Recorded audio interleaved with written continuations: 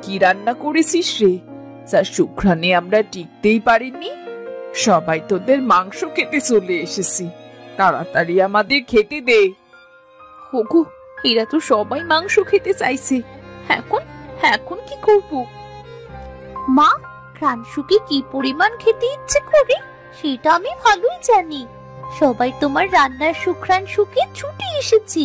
সবাইকে একটা করে মাংস খেতে দাও। মারে, সবাইকে দিলে তো কিছুই থাকবে না রে। শেষে মাংস আর আমাদের কপালেই জুটবে না, তখন আমাদের না খেয়ে থাকতে হবে রে। যা আছে সবাইকে একটা করে দাও না বাবা, আমরা না হয় ভাত খেয়ে ঘুমিয়ে পড়বো। তোর বাবা এত কষ্ট করে মাংস কিনে আনলো, আর সবাইকে দিয়ে দিবি? নিজে একটু মুখেও দিবি না?